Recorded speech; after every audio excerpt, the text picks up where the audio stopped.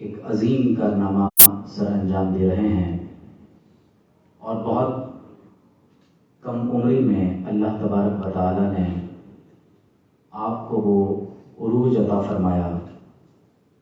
کہ آپ کا نام اس وقت پوری دنیا میں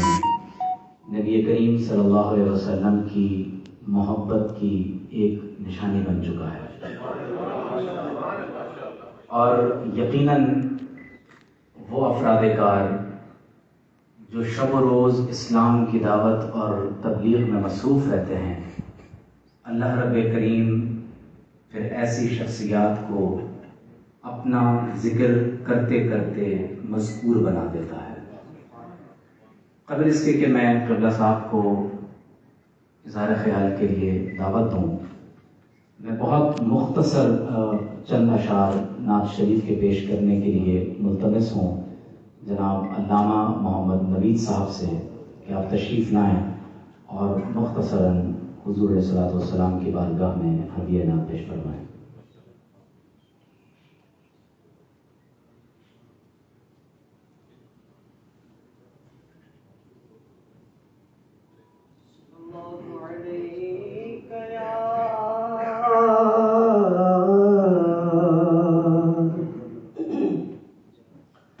یا رسول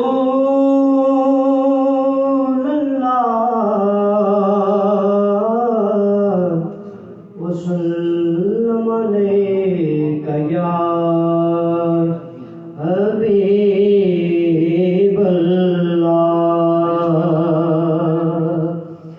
وہ جو نہ تھے تو کچھ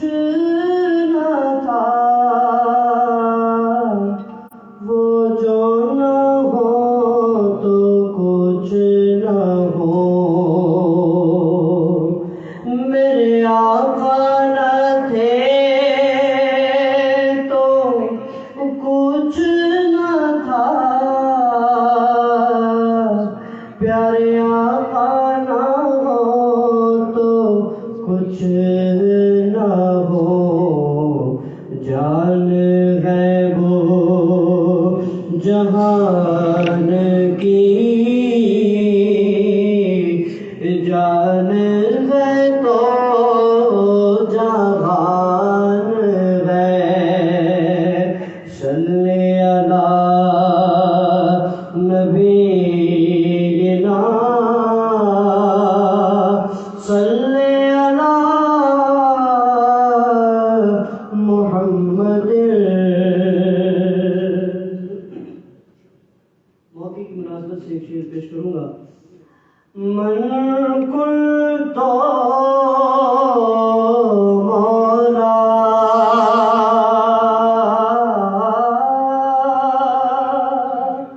من کنت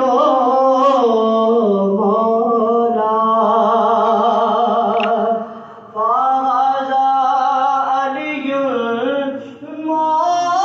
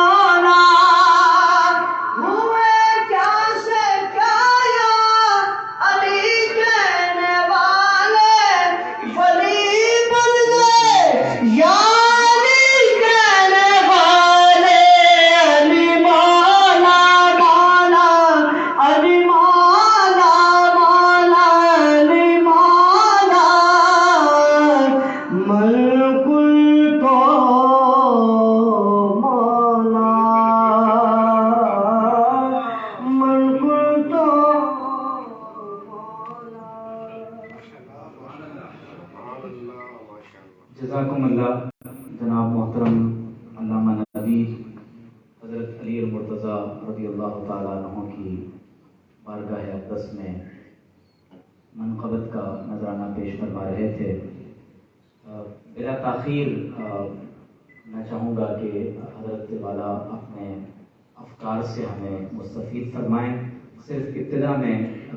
یہ چند گزارشات پیش کرنا چاہوں گا کہ اس سے قبل جب قبلہ صاحب یہاں تشریف لائے تھے تو آپ کا لیکچر نیچے ابن العربی ہال میں ہوا تھا اور بڑی تعداد میں جامعات کے اساتذہ نے آپ کے خطاب سے یقیناً استفادہ کیا، اور اس وقت آپ city of knowledge Islamic research institute میں امام زین العابدین ہال میں تشریف فرما ہیں، اور تقریباً 1 سال اس ادارے کو بنے ہوئے ہو گئے، اور ہم نے ابھی حال ہی میں 1 ایئر شریعہ ڈپلومہ کا بھی یہاں پر آغاز کیا ہے، جس میں منڈے، ٹیوزڈے، وینسڈے، تھرسڈے ان 4 دنوں میں باقاعدہ یہاں پروفیشنلز کے لیے کلاسز ہوتی ہیں، جن میں ہم ترجمہ قرآن، حدیث اور فقہ کے علاوہ ہم اسلامک ہسٹری اور مسلم اینڈ ماڈرن فلاسفی اور اس کے ساتھ constitution of Pakistan, Pakistan penal code اور مسلم فیملی لاء، اس کو بھی ہم نے سلیبس میں انکارپوریٹ کیا ہے، اور فیکلٹی جو ہم نے اس کے لیے انگیج کی ہے اس میں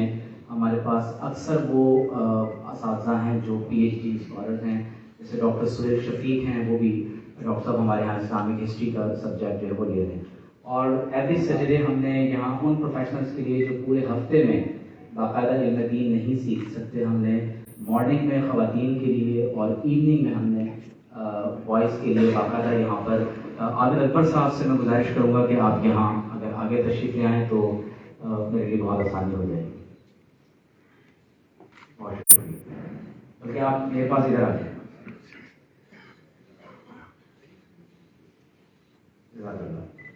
تو قبلہ یہاں ہم نے ابھی باقاعدہ جو علم دین کورس اس میں پراپر ہم یہاں وہ نوجوان جو یونیورسٹیز میں زیر تعلیم ہیں اور شام کے اوقات میں باقاعدہ دین کا علم پڑھنا چاہتے ہیں، تو ہم نے ان کو پراپر یہاں پر کوشش کی ہے کہ ایک اچھے ماحول میں ہم ان کو علم دین سے آراستہ کر سکیں۔ قبلہ صاحب کسی تعارف کے محتاج نہیں ہیں، اور عیدگاہ شریف کا فیضان اس وقت یقیناً صرف پاکستان کو نہیں بلکہ پوری دنیا کو اس وقت منور کر رہا ہے، اور قبلہ پیر صاحب ایک بڑی روحانی اور علمی شخصیت ہیں، اور یقیناً آپ ان کے ملفوظات سے مختلف ٹی وی چینلز پر اور آپ عیدگاہ کئی مرتبہ حاضر ہو کر بھی مستفید ہوتے رہے ہوں گے۔ میں بلا تاخیر گزارش کروں گا عالم اسلام کے ایک عظیم مبلغ جو اپنی گفتگو سے اور اپنے دم قدم سے، اپنے انفاس قدسیہ سے اس وقت دنیا کو معطر کر رہے ہیں۔ میری مراد حضرت قبلہ صاحبزادہ والا شان قبلہ حسان حسیب الرحمن دامت برکاتہم العالیہ، میں ملتمس ہوں کہ آپ اپنے بیان دلپذیر سے آپ ہمارے قلوب کو منور فرمائیں۔ کی آواز شاید تھوڑی سی ایڈجسٹ کرنی ہوگی، دیکھ لیں۔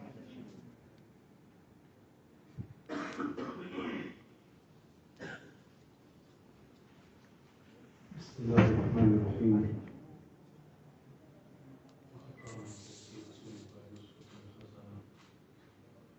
صدق الله العظيم وصدق رسوله النبي الكريم. الصلاة والسلام عليك يا سيدي يا رسول الله. الصلاة والسلام عليك يا سيدي يا حبيب الله. السلام عليكم ورحمة الله وبركاته. الحمدللہ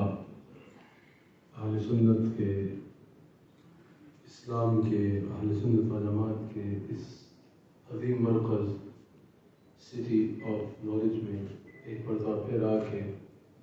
اور اتنے مختصر وقت میں ماشاءاللہ یہاں بڑھتے ہوئے کام اور اس سلسلے کو دیکھ کے دل خوش ہوا، دل بڑا ہوا۔ جہاں پر اہل سنت کا اس انداز میں بھی کام کیا جا رہا ہے کہ جدید علوم کے ساتھ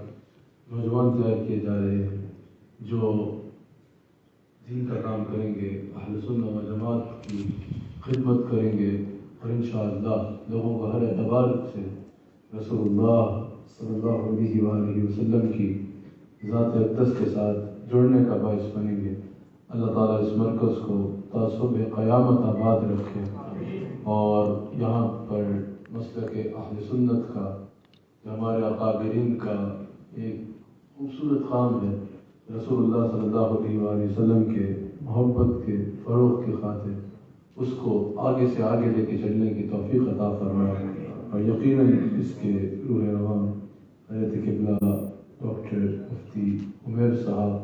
اللہ تعالیٰ حضرت کی توفیقات خیر میں برکت عطا فرمائے، اضافہ فرمائے، خوبصورت کام مختلف انداز میں، چاہے کراچی یونیورسٹی ہو، چاہے یہ ادارہ ہو، چاہے اسلامی نظریاتی کونسل ہو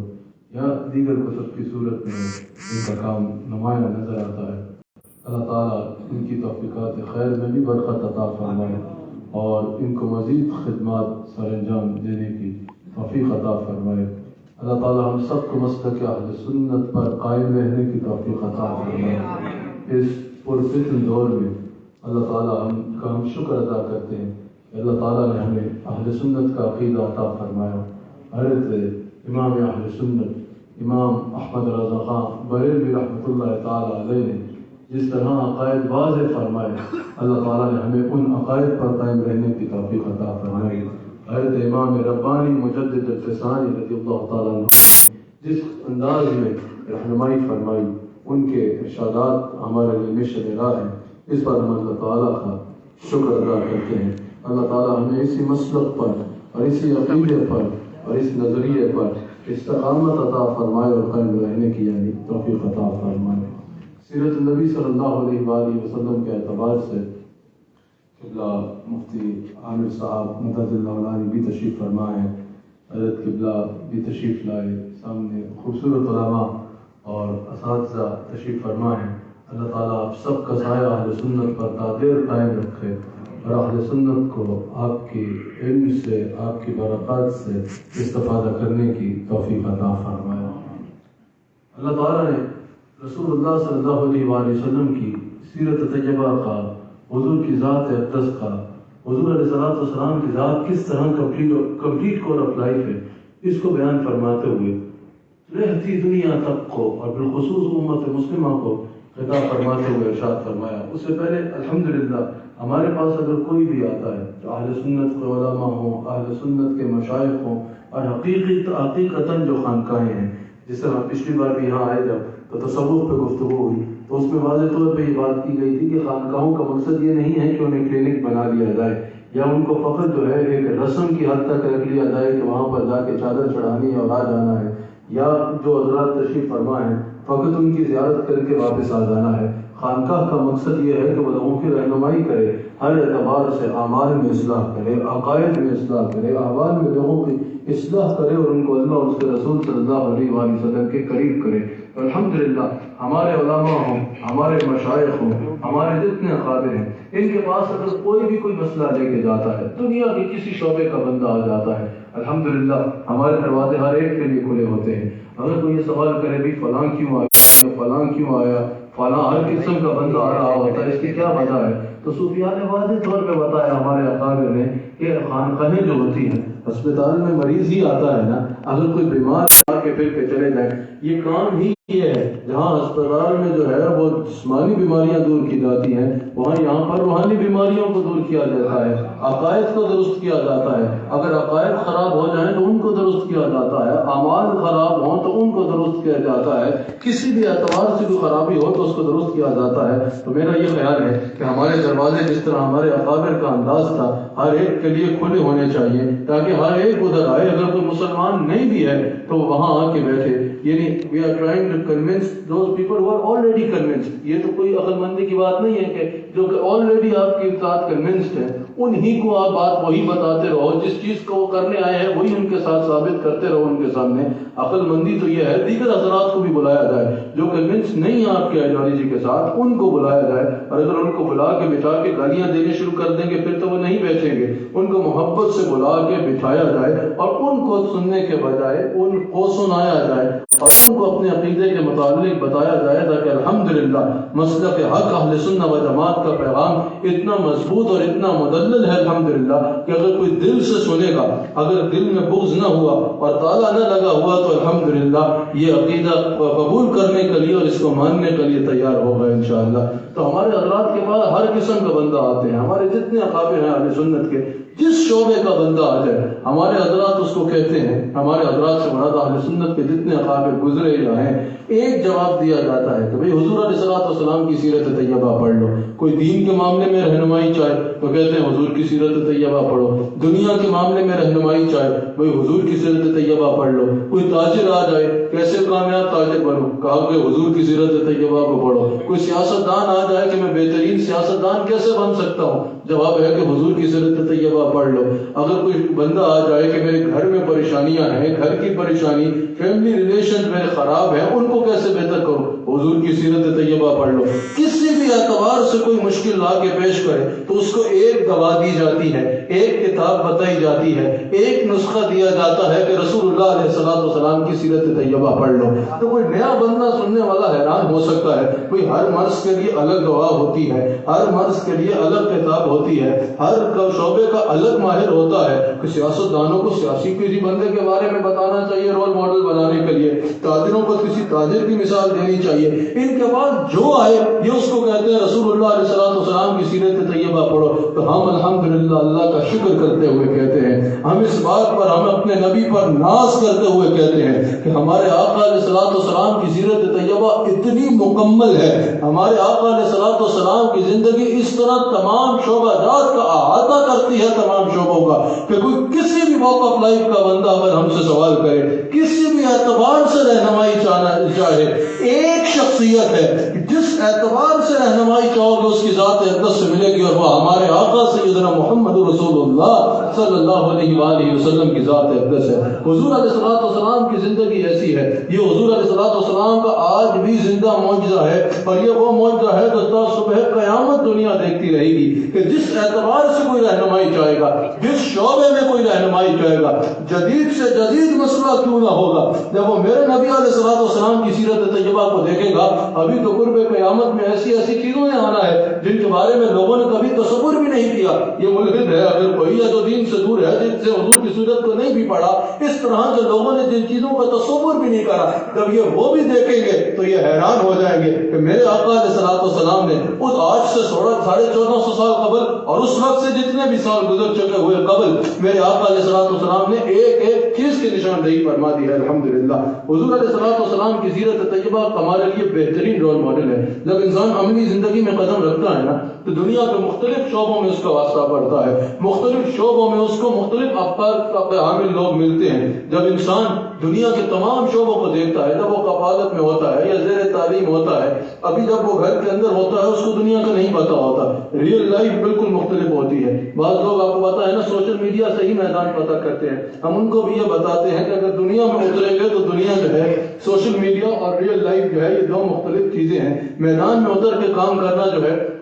اس میں ہزار مشکلات ہوتی ہیں، ہزار رستے میں چیزیں حائل ہوتی ہیں۔ خیر، جب انسان دنیا ریئل لائف میں قدم رکھتا ہے، زندگی پہ قدم رکھتا ہے، تو مختلف جگہوں پہ اس کو مختلف افکار کے حامل لوگ ملتے ہیں، اور ہر طرف سے یہ صدا آ رہی ہوتی ہے کہ اگر حق کے رستے پہ آنا چاہتے ہو تو ہماری طرف آ جاؤ، کامیاب ہونا چاہتے ہو تو ادھر آ جاؤ۔ ہر کوئی اپنے آپ کو کہہ رہا ہوتا ہے کہ اگر ہمارے رستے پہ چلو گے تب ہی کامیاب ہوگے۔ جب ان دنیا کے تاریک رستوں میں انسان گم ہو جاتا ہے نا، چلا جاتا ہے، اس وقت انسان اپنے رب کی طرف نظر ڈالتا ہے، اس وقت انسان اللہ تعالیٰ سے مدد مانگتا ہے کہ یا اللہ میں کس رستے پہ جاؤں تو کامیاب ہوں گا۔ اس وقت اللہ کریم ارشاد فرماتا ہے لقد کان لکم فی رسول اللہ اسوۃ حسنہ، اگر کامیاب بننا چاہتے ہو تو میرے نبی علیہ السلام کی سیرت طیبہ کو اپنا لو، حضور کے اسوہ حسنہ پہ عمل کرو، ہر معاملے میں کامیابی کا راز تم میں اس میں ہوگا۔ جس معاملے میں بھی، جس شعبے میں کامیابی چاہتے ہو، رسول اللہ صلی اللہ علیہ وآلہ وسلم کی سیرت طیبہ کو راہ بنا لو۔ یاد رکھیے گا دنیا میں وہ بندہ تب تک کامیاب نہیں ہو سکتا. میں یہ جو یاد رکھیے کہہ رہا ہوں، ان علماء کو نہیں کہہ رہا. ہم الحمدللہ علماء کی قدر بھی کرتے ہیں، علماء کی عزت بھی کرتے ہیں. بڑا بیٹا ہو نہ بڑا باپ ہو تو بڑا وارث بھی بڑا ہوتا ہے. کسی محکمے کا وزیر آ جائے تو ہم پوچھتے ہیں نا بھی کس محکمے کا وزیر ہے. اگر کوئی چھوٹا سا محکمہ ہو تو اس کو بھی اسی طرح ڈیل کیا جاتا ہے. جتنی بڑی وزارت کا وارث ہو اس کو اعتبار سے ڈیل کیا جاتا ہے. یہی دنیا کا قاعدہ ہوتا ہے، دنیا داری میں تو یہی ہوتا ہے. لیکن یہ جو علماء ہیں یہ انبیاء کے وارث ہیں، اور یہ صرف اعزازی طور پہ نہیں، حضور علیہ السلام خاتم النبیین ہیں، ختم نبوت کا تاج سر پہ سجا کے آئے ہیں. حضور علیہ السلام کے بعد کوئی نبی نہیں آنا. اب حضور علیہ السلام کا جو علم ہے، حضور علیہ السلام کا جو تزکیہ فرمانے کا عمل ہے، حضور علیہ السلام کو جو لوگوں کو اللہ تعالیٰ کی طرف بلانے کا عمل ہے، جتنے وہ اعمال ہیں ان کے وارث کون ہیں؟ یہ علماء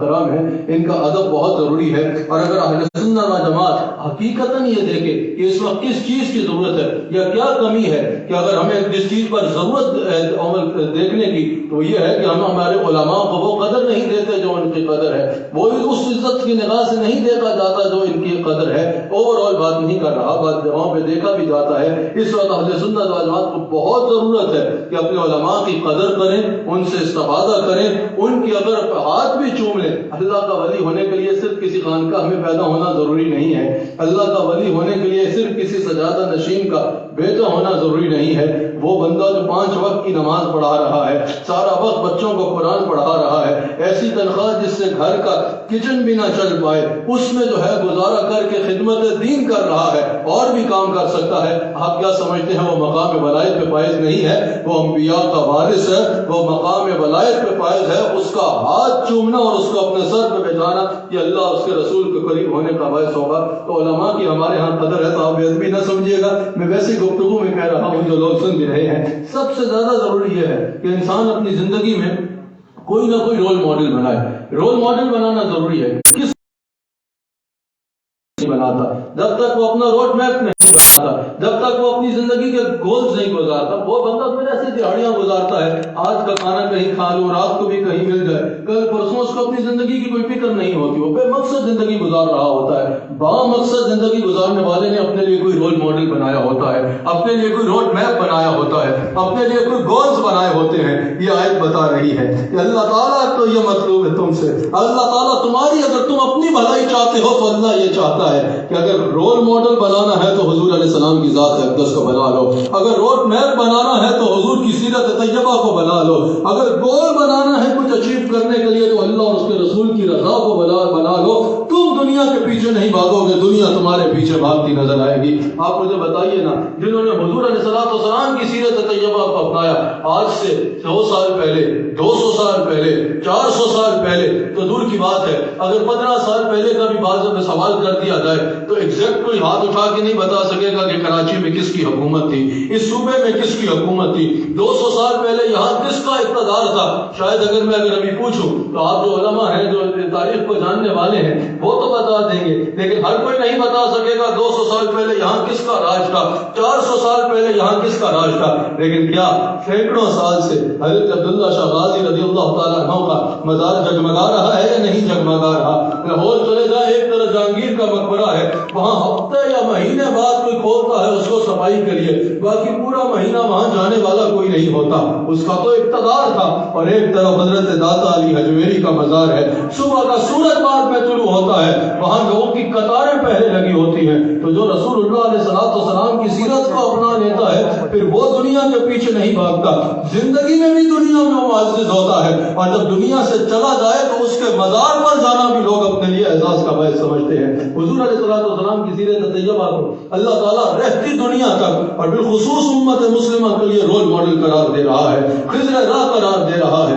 اللہ اکبر. حضور علیہ السلام کے جتنے اقوال ہیں، افعال ہیں، احوال ہیں، حضور علیہ السلام کے یہ سارے معاملات، حضور کے اقوال ہو گئے، حضور کے افعال ہو گئے، حضور کے اعمال ہو گئے، حضور علیہ السلام نے جو فرمایا، جو کیا، جو کرنے کو کہا، وہ حضور علیہ السلام کی سیرت طیبہ میں شامل ہے. اور الحمدللہ اللہ تعالیٰ نے ہمارے آقا علیہ السلام اور اپنے حبیب کی ہر ادا کو محفوظ کرنے کا انتظام فرمایا ہے، ہر ادا کو محفوظ کرنے کا انتظام فرمایا ہے، اور پھر ہمیں فرمایا کہ حضور کی زندگی کو، حضور کی سیرت کو اپنے لیے خضر راہ بناؤ۔ آپ مجھے بتائیے نا، اس دنیا میں بڑے بڑے نام گزرے ہیں، سکندر اعظم جیسے لوگ گزرے ہیں، ایک وقت میں پوری دنیا میں جن کی حکومتیں قائم رہی ہیں، کیسے بڑے لوگ گزرے ہیں، کتنے بڑے ورلڈ لیڈرز گزرے ہیں، لیکن آج اگر کوئی کہے کہ میں نے سکندر اعظم بننا ہے تو چلو وہ سوچ تو سکتا ہے پوری دنیا میں راج کرنے کے لیے۔ آج اگر کوئی کہے میں نے فلاں ورلڈ لیڈر کی طرح زندگی گزارنی ہے، اس کی طرح گول اچیو کرنے ہیں، چلے اس کے بعد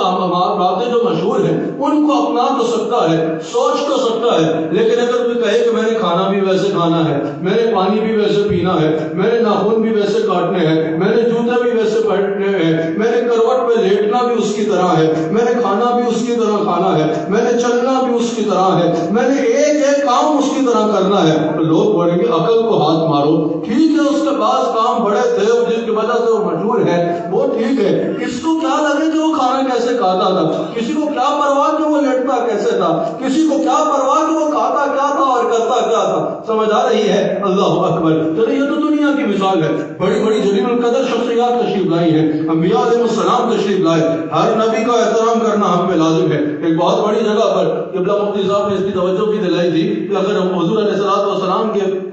ناموس کی جب ہم بات کرتے ہیں تو ہم صرف یہ بات نہیں کرتے، ہم تو تمام انبیاء کی ناموس کی بات کرتے ہیں کہ تمام ہمارے آقا سے جو ہماری محبت ہے اس کی تو کوئی مثال ہی نہیں۔ قلب سے اولیاء، اولیاء سے رسول، سب رسولوں سے اعلیٰ ہمارے نبی، ہم تو ہم ہیں مگر حشر میں دیکھنا ہوگا نبیوں کا نعرہ ہمارے نبی۔ آج یوسف بھی جن کی غلامی میں ہے، تم نے دیکھے زلیخا ہمارے نبی، جن کے طلبوں کا دھوبن ہے آب حیات، ہے وہ جان مسیحا ہمارے نبی کی تو بات ہی کیا ہے، لیکن ہم تو تمام انبیاء کی عزت کی بات کرتے ہیں، ہم تو تمام انبیاء کے بارے میں، حضور خاتم النبیین ہے، حضور سے پہلے جتنے 1,24,000 کم و بیش انبیاء تشریف لائے، ہم تو سب انبیاء کا احترام کرتے ہیں اور کسی کی بھی توہین کی اجازت نہیں دیتے، لیکن جب رسول اللہ صلی اللہ علیہ وسلم کی بات آئے تو ہمارے نبی کا مقام سب سے بلند ہے۔ جتنے انبیاء تشریف لائے، میں پھر یہ بات کرنے سے پہلے کہہ رہا ہوں، سب کا احترام ہم پہ لازم ہے، لیکن کم و بیش 1,24,000 انبیاء ہے، بعض کے نام موجود ہیں اور تمام کے جو احوال ہیں وہ بھی لسٹہ موجود نہیں ہے، بعض کے اسماء گرامی موجود ہیں اور ان میں سے بعض کے بعض حالات جو ہے، حالات زندگی بعض کے جو موجود ہیں، لیکن میں قربان نہ جاؤں اپنے آقا کی سیرت پہ، ہم قربان نہ جائیں اپنے آقا کی سنت پہ، ہم قربان نہ جائیں اپنے آقا کے ذکر پہ۔ آج سے 1450 سال پہلے کسی میرے آقا علیہ السلام کھاتے کیسے تھے یہ بھی محفوظ ہے، پانی کیسے پیتے تھے یہ بھی محفوظ ہے، نالین کیسے پہنتے تھے یہ بھی محفوظ ہے، آرام کیسے فرماتے تھے یہ بھی محفوظ ہے، ناخن مبارک کیسے کاٹتے تھے وہ بھی محفوظ ہے۔ میں نے کہا نا کہ آج سے 200 سال پہلے یہاں کس کا راج تھا، شاید کسی کو کراچی میں 2% لوگوں کو بھی ایک دم پوچھو تو نہ پتا ہو، لیکن دنیا کے کسی کونے میں چلے جاؤ، میرے نبی علیہ السلام کی مسجد میں اذان دینے والے حضرت بلال حبشی رضی اللہ تعالیٰ عنہ کا نام تمہیں پوری دنیا میں سنائی دے گا۔ یہ میرے آقا علیہ السلام کا زندہ معجزہ ہے۔ بھلا یہ کیوں نہ ہوتا جن کے قول میں شریعت بننی تھی، جن کے اذان سنت بننا تھا، جن کی ذات کو دلیل توحید بننا تھا، یہ کیسے ممکن تھا کہ ان کی ہر ادا کو محفوظ نہ کیا جائے۔ میں نے صرف تھوڑی دیر آپ سے کلام کرنا ہے۔ حضور علیہ السلام کی سیرت طیبہ کا یہ معجزہ تو ہے کہ محفوظ ہے، لیکن صرف یہی نہیں کہ حضور کی سیرت طیبہ محفوظ ہے، بلکہ یہ بھی کہ آقا علیہ السلام کی سیرت طیبہ پر پوری ایک سیولائزیشن قائم ہے، جس کو چند 100 نہیں، چند ہزار نہیں، چند لاکھ نہیں، چند کروڑ نہیں، بلکہ اربوں مسلمان اپنائے ہوئے ہیں، اور دنیا یہ مان رہی ہے کہ رسول اللہ علیہ السلام کا نظام اس دنیا میں جتنے بھی نظام ہیں ان میں سے سب سے بہتر نظام حیات، سب سے بہتر نظام میرے آقا علیہ السلام کا نظام ہے، میرے آقا علیہ السلام کا نظام ہے، اور حضور کی سیرت طیبہ سب سے بہترین رول ماڈل ہے۔ یہی تو اللہ فرما رہا ہے کہ تم نے تباہ کن تجربات سے اپنا سرمایہ حیات ضائع نہیں کرنا، بلکہ اگر کامیاب ہونا چاہتے ہو تو میرے نبی علیہ السلام کی سیرت کو خضر راہ بنا لو۔ اگر کوئی سیاست دان ہے، اگر کوئی پولیٹیشین ہے، اپنی قوم کو بلند قوم بنانا چاہتا ہے، اپنی قوم میں لا اینڈ آرڈر کی سچویشن اچھی کرنا چاہتا ہے، اپنی ریاست کو فلاحی ریاست بنانا چاہتا ہے، اپنی ریاست کی خدمت کرنا چاہتا ہے، یا اگر اسلامی ریاست ہے تو اسلامی ریاست کے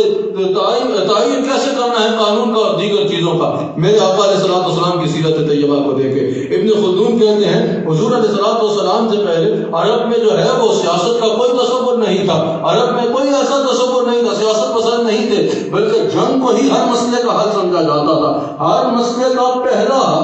حل جو ہے وہ جنگ کو سمجھا جاتا تھا۔ جو قبیلے کا سردار ہوتا تھا وہ سفید و سیاہ کا مالک ہوتا تھا، کوئی بھی مسئلہ ہو جائے تو دیکھا جاتا تھا کہ اس پہ جھگڑ لیا جائے، جو طاقت کے ذریعے غالب آ جائے اسی کو صحیح مانا جاتا تھا۔ میرے آقا علیہ الصلوۃ والسلام نے جب ان حالات میں رکھ دی، میرے آقا علیہ الصلوۃ والسلام نے یہود کے ساتھ ایک ڈیفنس ایگریمنٹ سائن فرمایا اور اس کے ذریعے بتایا کہ ہر مسئلے کا حل پہلا حل جھگڑا ہی نہیں ہوتا، ہر مسئلے کا پہلا حل طاقت کا استعمال ہی نہیں ہوتا، بلکہ ڈائیلاگ کے ذریعے دوسرے لوگوں کے ساتھ بھی کس طرح بات کر کے امن و امان کے ساتھ رہا جا سکتا ہے۔ تو یہ امن و امان کے ساتھ رہنا، یہ جو انٹیگریشن ہے، اس کا ڈائیلاگ کے ذریعے رہنا، ہر مسئلے کا حل جنگ نہیں بلکہ ڈائیلاگ کے ذریعے اس طرح کا کام کرنا۔ یہ دنیا آج بات کر رہی ہے، 1450 سال پہلے جب اس کا تصور ہی نہیں تھا، میرے آقا علیہ الصلوۃ والسلام نے اس وقت اس کو قائم فرمایا، اور پھر میرے آقا علیہ الصلوۃ والسلام کو as a leader, as a Munsif, as a قانون دان، اپنے تو اپنے ہیں، غیروں نے بھی مانا ہے۔ حضور علیہ الصلوۃ والسلام نے اپنی 23 سالہ عظیم الشان جو مسلسل سے قوم کو ایسا نظام دیا دنیا کو کہ جس میں مساوات عملی طور پہ نظر آتی تھی۔ میرے آقا علیہ الصلوۃ والسلام کو اپنے تو اپنے ہیں، غیر مسلم بھی بہترین قانون دان مانتے تھے۔ کیا اللہ رب لا یؤمنون حتی یحکموک فیما شجر بینہم کی تفسیر میں مفسرین نے لکھا نا کہ جب ایک یہودی اور ایک مسلمان کا کسی بات پہ تنازع ہو گیا، سوشل لائف کا مسئلہ تھا، اس نے کہا کہ چلو کعب بن اشرف کے پاس چلتے ہیں، جو تمہارا یہود کا جو ہے وہ بڑا آدمی ہے، اس کے پاس چلتے ہیں اور جو وہ فیصلہ کر دے وہ قابل قبول ہوگا۔ تو اس یہودی نے اس سے کہا، اس منافق سے جو سو قول مسلمان تھا، اس یہودی نے کہا کہ اگر تم انصاف چاہتے ہو تو پھر کعب بن اشرف کے پاس نہیں، تمہارے نبی محمد رسول اللہ صلی اللہ علیہ وآلہ وسلم کے پاس چلتے ہیں، مجھے ان کے انصاف پہ یقین ہے۔ وہ دونوں اپنا مسئلہ لے کے آقا علیہ الصلوۃ والسلام کی بارگاہ میں حاضر ہوئے۔ حضور علیہ الصلوۃ والسلام نے اس یہودی کے حق میں فیصلہ فرما دیا، اس کیونکہ سوشل لائف کا مسئلہ تھا، اور آگے حضرت فاروق اعظم کے پاس جانا، جو اس آیت کی تفسیر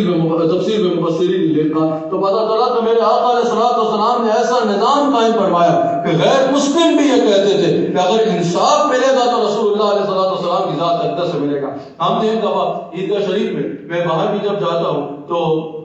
تمام مذاہب کے لوگوں کو ہماری کوشش ہوتی ہے کہ دعوت دی جائے پروگرام پہ۔ عیدگاہ شریف میں بھی ہم بعض اوقات دیگر مذاہب کے لوگوں کو بھی بلاتے ہیں۔ آج سے کچھ عرصہ پہلے وہ آن ریکارڈ موجود ہے، میں قبلہ مفتی صاحب کو پیش بھی کروں گا۔ ہم نے تمام مذاہب کے لوگوں کو بلایا اور آقا علیہ الصلوۃ والسلام نے نان مسلمز کے لیے اسلامی ریاست میں کیا کچھ ارشاد فرمایا، ان کے حقوق کے لیے اس پر گفتگو رکھی۔ میں نے بھی گفتگو کی، ہمارے جلیل القدر علماء نے گفتگو کی۔ اس کے بعد ایک مذہب کے رہنما اٹھے، دلازاری نہ ہو میں نام نہیں لوں گا، ایک مذہب کے رہنما اٹھے اور انہوں نے یہ کہا کہ اگر یہ چاہتے ہو، کیونکہ مجھے نہیں پتا وہ چاہیں گے کہ انہیں کوچ کیا جائے یا نہیں، ویسے ویڈیو تو آن ریکارڈ موجود ہے، وہ براہ راست جا بھی رہا تھا۔ انہوں نے کہا اٹھ کے کہ اگر ہم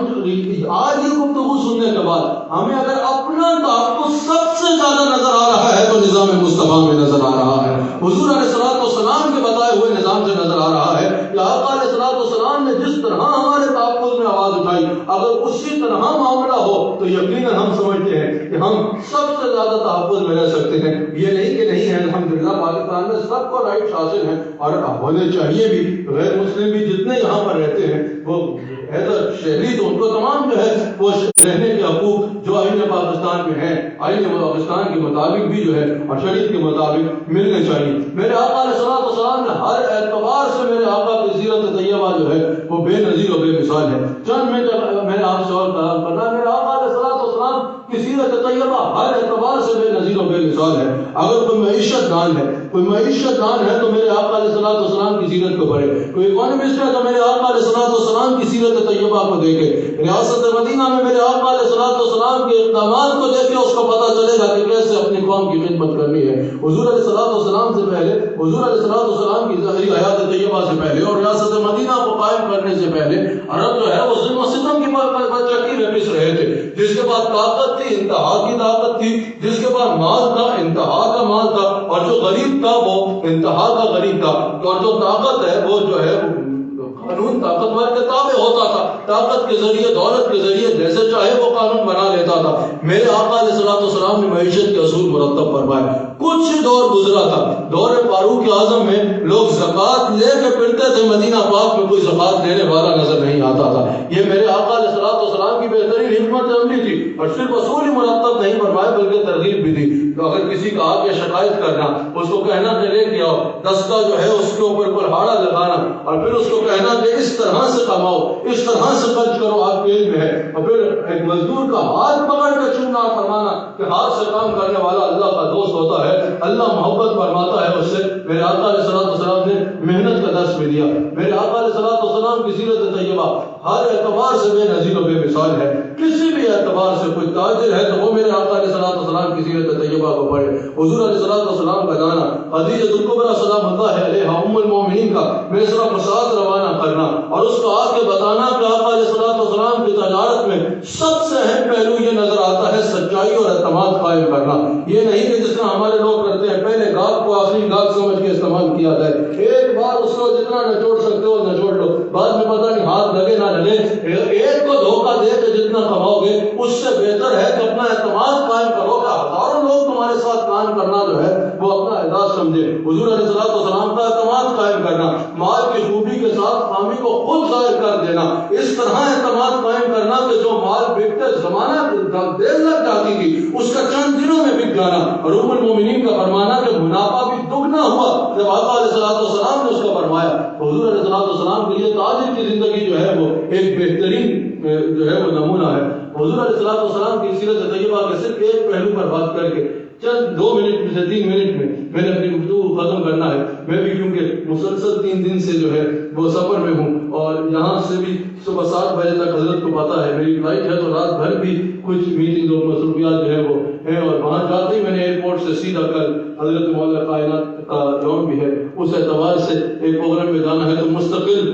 سفر میں ہی ہوں۔ وہ ہے عربی والا سفر، لیکن جب اتنا ہو جائے تو بعض اوقات تو انگلش والا بھی شروع ہو جاتا ہے، لیکن الحمدللہ یہ حضور علیہ الصلوۃ والسلام کا ذکر ہے جو تازہ رکھتا ہے۔ اللہ تعالیٰ ہم سب کو حضور علیہ الصلوۃ والسلام کی ذات اقدس کے ساتھ کامل وابستگی عطا فرمائے۔ حضور علیہ الصلوۃ والسلام کی سیرت طیبہ کا میرے خواہ ہر معاملہ بے نظیر و بے مثال ہے۔ میرے آقا علیہ الصلوۃ والسلام نے 1450 سال پہلے جو کچھ ارشاد فرمایا، آج دنیا میرے آقا علیہ الصلوۃ والسلام کی دہلیز پہ آ رہی ہے۔ آج دنیا وہ دیکھ کے حیران ہو رہی ہے جو چیزیں آج سائنس ڈسکور کر رہی ہے، آج سے 1450 سال پہلے میرے آقا علیہ الصلوۃ والسلام نے وہ ارشاد فرما دیا۔ میرے آقا علیہ الصلوۃ والسلام نے ارشاد فرمایا کہ ماں کے پیٹ میں تم میں سے کوئی بھی جو ہوتا ہے، ماں کے پیٹ میں پہلے 40 دن جو ہے وہ پانی کے قطرے کی صورت میں ہوتا ہے۔ حضرت عبداللہ بن مسعود راوی ہیں، بخاری میں موجود ہے۔ دوسرے 40 دن جب میں خون کی صورت میں ہوتا ہے، تیسرے 40 دن گوشت کے لوتھڑے کی صورت میں ہوتا ہے، پھر اللہ تعالیٰ کے حکم سے ایک فرشتہ آتا ہے جو اس میں روح پھونک دیتا ہے۔ یہ 120 دن بنتے ہیں۔ آج میڈیکل سائنس کہہ رہی ہے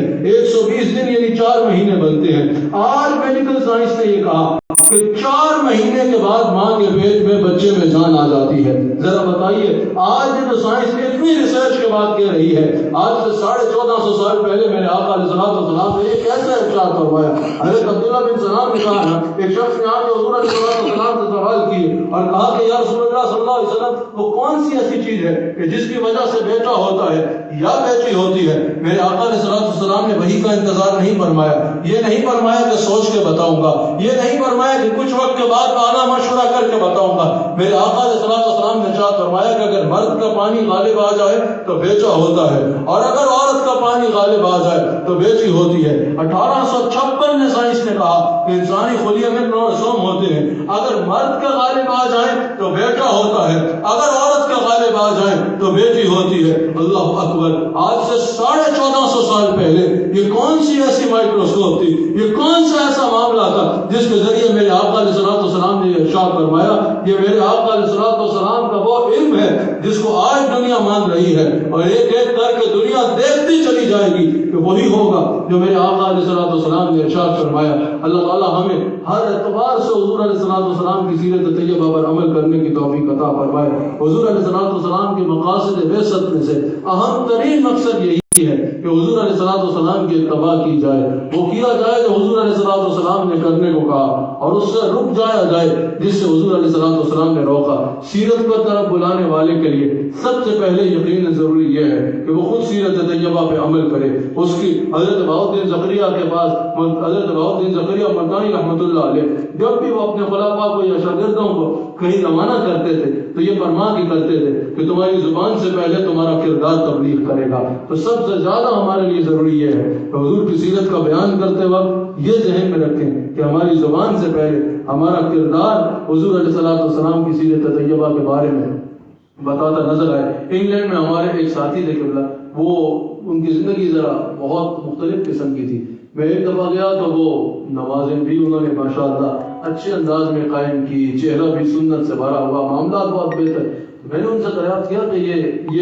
کہانی نہیں، یہ واقعہ بالکل ہمارا ہی ایک ساتھی ہے اس کا ہے۔ میں نے کہا کہ تمہارا یہ معاملہ کیسے ہوا؟ کہا کہ میں ایک دوست کے ساتھ کام کرتا تھا، اس کو میں نے کہا کہ ہمارے حضرت آ رہے ہیں تو ان کے ساتھ چلو، کچھ وقت گزارو، بیان سنو، تم بھی دار اسلام میں داخل ہو جاؤ۔ تو اس نے میرے سے ایک سوال کیا کہ تمہاری اور میری زندگی میں کیا فرق ہے جس کو دیکھ کے میں اسلام کے قریب آ جاؤں؟ جیسے میں زندگی گزارتا ہوں ویسے ہی تم زندگی گزارتے ہو، جس طرح لوگوں کو دھوکہ دے کے میں مال کماتا ہوں ویسے ہی تم بھی کماتے ہو، جس طرح وہ باتوں کے بارے میں مشہور ہے نا، توبہ کر لیں تو ان کے پرانے واقعات بتا بتا کے ایسے ان کو کر دیا جاتا ہے کہ وہ کہتے ہیں اس سے تو ہم ادھر ہی اچھے تھے کہ کم سے کم ایسا ہمارے اعمال کا بدعمالیوں کا چرچا تو نہیں ہوتا تھا، اس لیے میں نام نہیں لیتا شخصیات کا۔ تو اس نے کہا کہ میں جیسے کماتا ہوں ویسے تم بھی کماتے ہو، زندگی جیسے میری ہے ویسی ہی تمہاری گزر رہی ہے، تمہاری زندگی میں ایسی کیا خاص چیز ہے کہ میں اپنا مذہب چھوڑ کے تمہارے مذہب کی طرف آؤں؟ کہا وہ میرے لیے لائف چینجنگ مومنٹ بن گیا،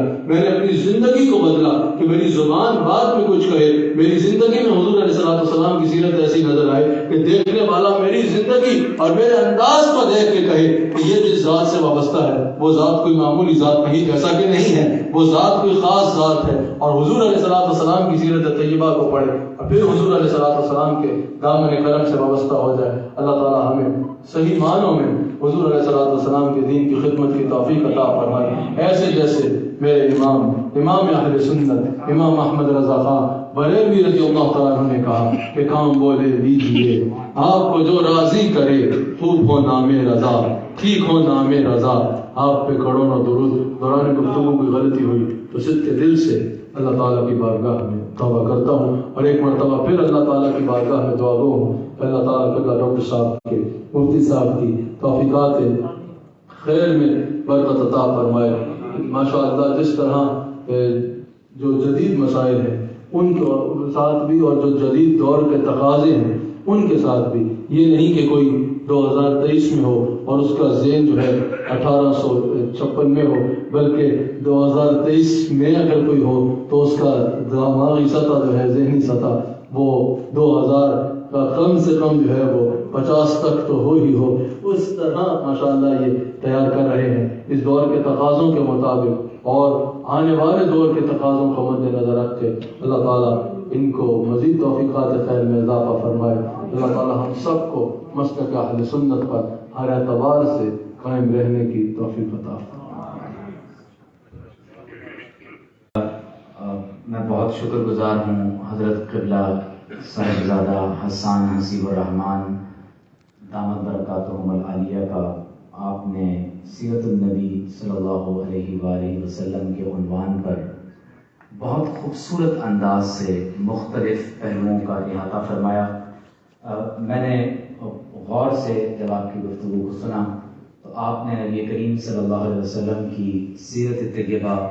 اور اسوہ حسنہ کو ایک رول ماڈل کی حیثیت سے زندگی کے تمام ہی شعبہ جات میں ہمارے لیے اسوہ حسنہ کے طور پر اس انداز سے پیش کیا ہے کہ یقیناً یہ ہمارے لیے بھی ایک لائف چینجنگ مومنٹ ہو سکتا ہے۔ آپ نے انٹرنیشنز اور انٹرنیشنل لیول پر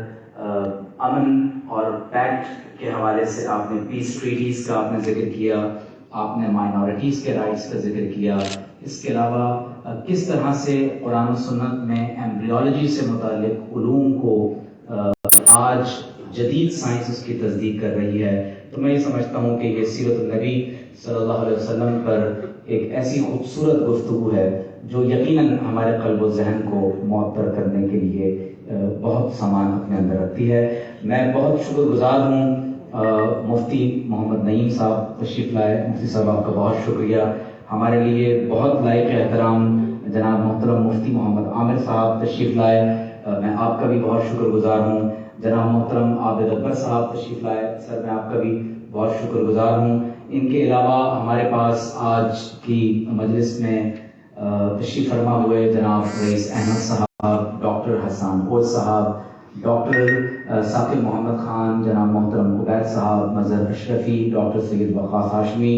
ڈاکٹر سہیل شفیق، علامہ ثاقب صدیق امیر صاحب، جامعہ کراچی سے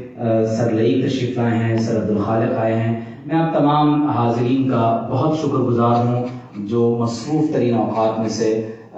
وقت نکال کر یہاں تشریف لائے ہیں. آخر میں قبلہ میں آپ کی خدمت میں عرض کروں کہ بچوں کے لیے 5 to 12 ایئرس میں نے ایک خصوصی کورس یہاں شروع کیا ہے جس کو میں خود پڑھاتا ہوں، اور یہ کلاس ہر اتوار کو ہوتی ہے. یہ 40 احادیث کی کتاب میں آپ کو بھی پیش بھی کرتا ہوں انشاءاللہ. یہ بھی انگریزی میں بھی آ رہی ہے. تو 40 احادیث بچوں کے لیے یہ کتاب میں نے خود لکھی، اور زبانی ہم نے یہ بچوں کو یاد کروائی. یہ ہال تقریباً بھرا ہوا ہوتا ہے، اور 4 ہفتوں میں ہم نے 40 احادیث یاد کروائیں. پھر آداب زندگی پر ایک پروگرام کیا، اور ابھی ہم سیرت النبی الحمدللہ بچوں کو ہم اس کی تعلیم دے رہے ہیں. اور اس دفعہ ہم نے گفٹ کے طور پر انہیں کاؤنٹر دیا تھا کہ آپ نے 1000 ٹائمز درود شریف پڑھ کر آنا ہے. اور بچے الحمدللہ اس وقت 3 4 ہزار مرتبہ پڑھ چکے ہیں. اور مجھے امید ہے کہ نیکسٹ سنڈے جب وہ کلاس ہوگی تو تقریباً 1 لاکھ سے زائد درود و سلام کا ہدیہ انشاءاللہ حضور کے بارگاہ میں پیش ہوگا. میں آپ تمام مہمان گرامی قدر کا بہت شکر گزار ہوں. اور آخر میں ہم قبلہ صاحب کو یہ حدیث کی کتاب انشاءاللہ تعالیٰ پیش کریں گے as a token of love. اور میں سمجھتا ہوں کہ یہ صرف چند گھنٹوں کی دعوت ہے جو قبلہ صاحب نے میری قبول فرمائی، کیونکہ بہت بزی اسکیجول میں آپ کراچی تشریف لائے تھے، اور صرف چند گھنٹوں کے اندر حضرت نے ہمیں وقت عنایت فرمایا، جس کے لیے میں آپ کا ادارے کی جانب سے میں بہت تہہ دل سے شکریہ ادا کرتا ہوں. یہ آپ کا اپنا ادارہ ہے. آپ جب کبھی بھی کراچی تشریف لائیں گے آپ کا پروگرام ہمیشہ یہاں پر انشاءاللہ ہماری طرف سے متعین ہے. ہم ایک کتاب انشاءاللہ قبلہ صاحب کو پیش کریں گے، اور اس کے ساتھ پھر سلام کے چند اشعار، اور ہم پروگرام کو مکمل کریں گے.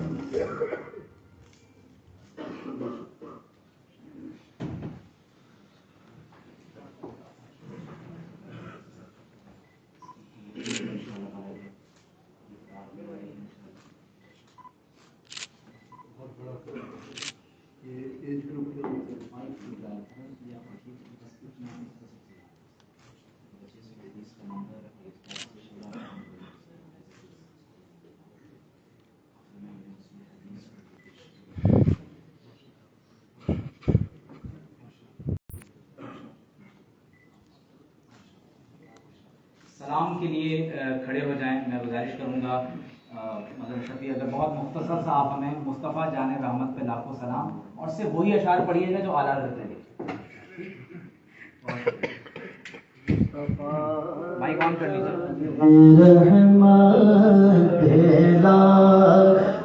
سلام شمع بز میں ہدایت بیلا کو سلام مصطفیٰ جانے رحمت بیلا کو سلام شمع بز میں ہدایت بیلا کو سلام شب اسرا کے دولا پیدا ہم درود شب اسرا کے دولا پیدا ہم درود نوشہی بز میں جنت پیدا کو سلام مصطفیٰ جان رحمت پیدا کو سلام شمع بز میں ہدایت پہ لاکھوں سلام، مجھ سے خدمت کے قدسی کہیں ہاں رضا، مجھ سے خدمت کے قدسی کہیں ہاں رضا، مصطفیٰ جان رحمت پہ لاکھوں سلام، شمع بز میں ہدایت پہ لاکھوں السلام، سبز گنبد کے مکین، السلام یا رحمت للعالمین۔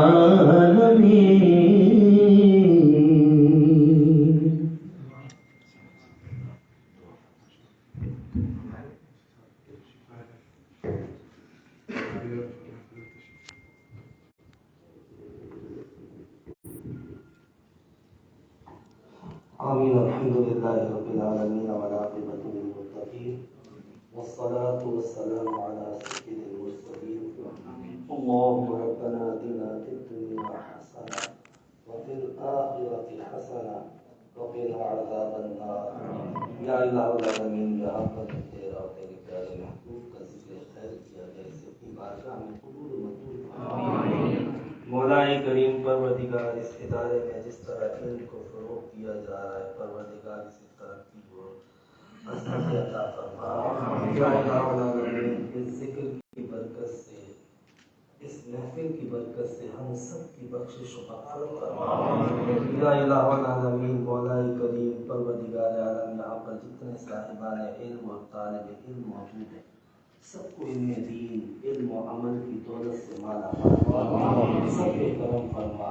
سب پہ فضل فرما، سب پہ رحم فرما۔ یا الہ العالمین، مولا کریم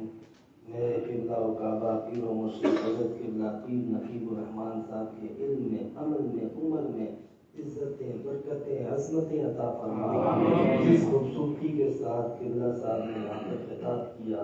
الہ العالمین پروردگار ان کے پیغام کو، ان کے خطاب کو، ان کی دعوت کو پوری دنیا میں عام فرما۔ مولا کریم ان کے فیضان کو عام فرما۔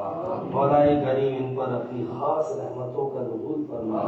مولا کریم پروردگار ان کی چہار جانب سے حفاظت فرما۔ یا الہ العالمین، ہماری ساری دعاؤں کو اپنی بارگاہ میں قبول و منظور فرما۔ وصلی اللہ تعالی علی رسولہ خیر خلقہ ونور عرشہ سیدنا ومولانا ومقوانا وملجانا محمد وعلى آلہ واصحابہ اجمعین برحمتک یا ارحم الراحمین۔ یا ذات کریم، تیری بارگاہ میں تیرے حبیب صلی اللہ علیہ وسلم کا وسیلہ پیش کر کے عرض کرتے ہیں کہ اس ادارے کو، علم دین کا یہ جو خوبصورت ادارہ اس کا یہاں قیام ہوا، یا اللہ کریم اس سے پھیلنے والے جو علم کا نور ہے اس سے پوری دنیا کو روشن کر۔ یا اللہ کریم یہاں سے تیرے حبیب علیہ السلام کے دین کے مضبوط ایسے عالم اہل سنت و جماعت کے ایسے علماء تیار ہو کے نکلے کہ جو پوری دنیا میں تیرے دین کی پیغام، تیرے حبیب علیہ السلام کی محبت کا پیغام، مسلک اہل سنت کے پیغام کو پوری دنیا میں عام کر۔ اللہ شریف مفتی صاحب کو مزید برکت عطا فرما۔ ڈاکٹر صاحب نے جس خوبصورتی کے ساتھ اس ادارے کا قیام فرمایا، ان کی توفیقات خیر میں برکت اور اضافہ فرما۔ ربنا آتنا فی الدنیا حسنہ وفی الآخرۃ حسنہ وقنا عذاب النار۔